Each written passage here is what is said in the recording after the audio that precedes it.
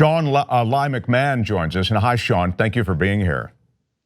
Hi, thanks for having me. You know, Sean, this case is fascinating in so many different ways. I want to start to kind of describe what's going on, but I'll bottom line it and then maybe we can do it in flashback, okay? Your client is essentially, we're trying to get him back. When I say we, I'm talking about you, or trying to get him back to the US, right? He was sent back to Chad. He is Chadian, is he not? Yes, that's right. He's from Chad in Africa. He's been here in the US for about 10 years. He came seeking asylum, fleeing political persecution, and has been a fixture of his community in San Francisco for the past 10 years until ICE apprehended him last August in his apartment. And when he first came here, he came here for reasons involving, as you say, trying to get away from Chad for reasons that have to do with the government, for, in essence, fearing for his life, fearing for his culture. He came back. He was a productive member of, as you say, San Francisco life. He had a job. He had multiple jobs. But I mention these things because ultimately we see a change. First of all, ICE deports him. Yeah, they're taking him back to Chad. And you try to intercede as his attorney. And now, in this time, he's come out as gay. That's a very important part of this equation now, because that changes his return to Chad. Chad making a gay lifestyle illegal in that interim between 2017 and now. Yes, that's right. Actually, when we in my office encountered him, he had been detained by ICE. They were getting ready to deport him. And while talking to him, we realized that he had another basis for asylum, not just political and ethnic persecution, but also because he's an LGBT individual. And as you mentioned, Chad is a very homophobic society and recently criminalized being gay in their state legislation there.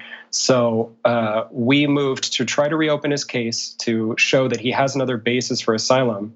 And while we were doing that, ICE summarily deported him overnight, essentially. That's when we filed a habeas petition with the federal court, who then ordered that ICE has to bring him back as soon as possible. But that becomes its own complicated part of this whole story, because for him to return, certain papers have to be in order that are not in order. I'm speaking of visas and that sort of thing. Yes, that's right. And I think this is where what we talk about the problem being in Omar's case really speaks to a broader dysfunction in the system, which is that there's a lot of people like Omar who have a legitimate claim for asylum or to stay in the US. ICE basically makes a mistake, removes him, and then now asserts that they can't easily get him back. They could get the travel documents to send him there, which they had to do, but now say those documents are not sufficient to get him back. They're saying he needs to get a passport and do these other types of bureaucratic paperwork, and are putting the burden on an individual person who's afraid of his own government, doesn't have resources there, as opposed to the US government, which used all of their resources to send him there in the first place. I think you stated so well, and it speaks to a bigger problem, frankly, which is one involving making asylum so much harder to achieve here in the US. Yeah, absolutely. The asylum laws are incredibly complicated. People do not have the right to an attorney, an assigned attorney, like they do in criminal court.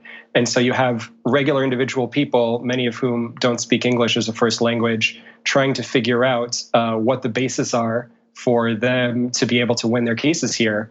For a person like Omar, for example, he knew he was afraid of living in Chad for political reasons, but didn't appreciate that he could also bring an additional claim based on his sexual orientation.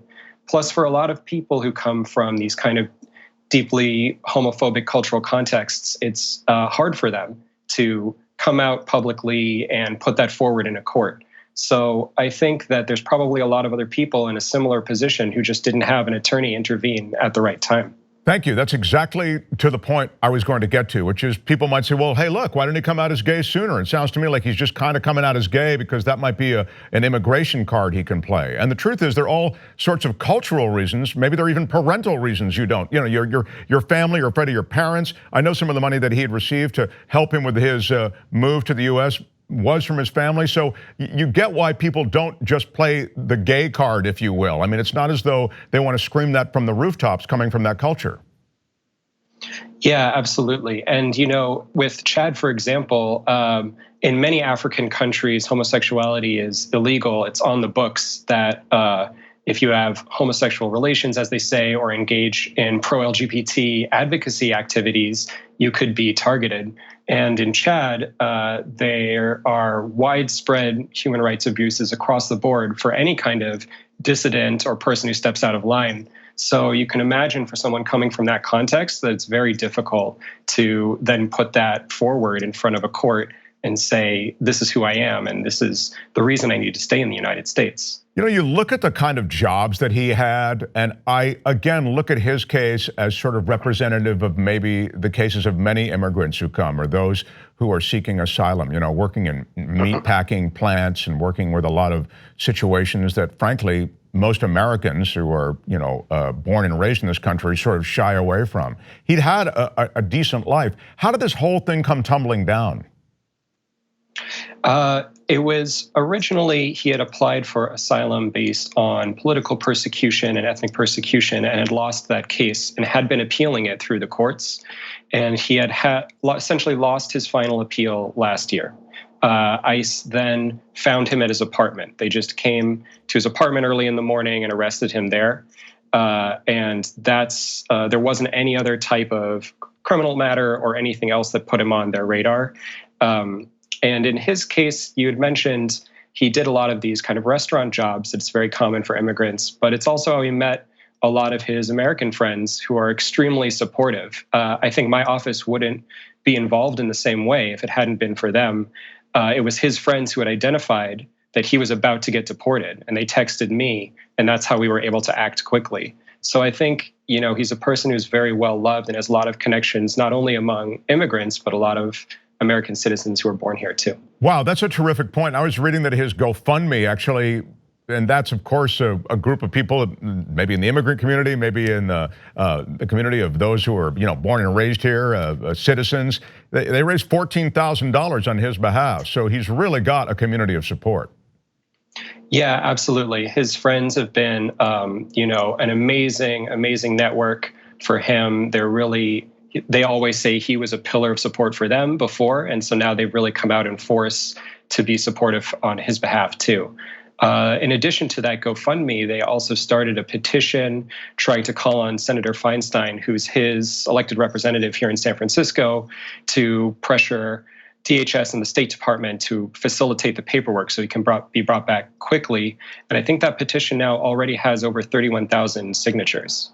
Just reading about his case and his sect of religion and how they're oppressed in Chad, and it's just, you realize these people are just really trying to scratch together some kind of halfway decent life. But the asylum system here is, it's capricious. It's completely arbitrary sometimes. And, it's sort of a spin of the wheel, isn't it? Yeah, capricious is the right word. Depending on what part of the country your case ends up being in or what detention center you get put in, you may end up winning or losing your case for that reason. In Omar's case, his cousin has won asylum here on a relatively similar claim. So, as you said, it's capricious. There's these differences in the system that don't really seem to make a lot of rational sense. And obviously, in the past few years, it's been getting harsher every day. Because you do deal with so many different immigration cases, I just want to ask you quickly about ICE.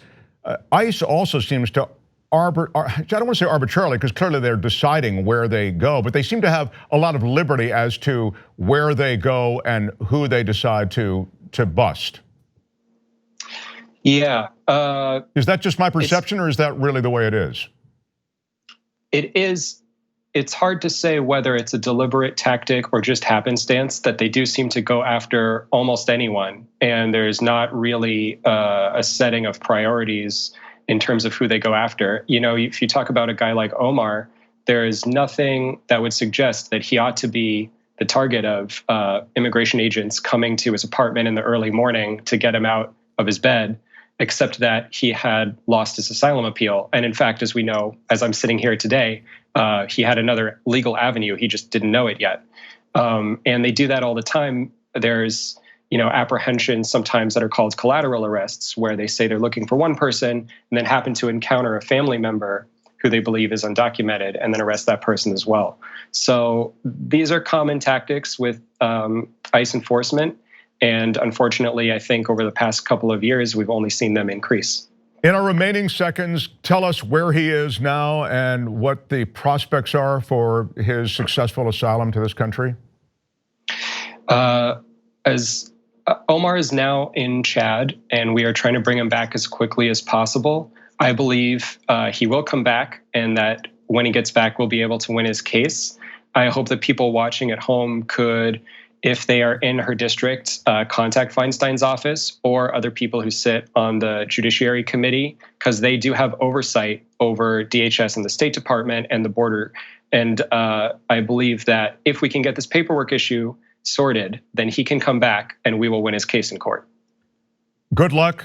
We'll watch with interest. I learned a lot just from this case. I wasn't familiar with it. And it's not just the case, it's all the issues that interlock with the case. So thanks so much.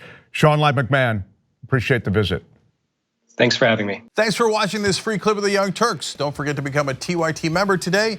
For more exclusive content, join now at tyt.com/join.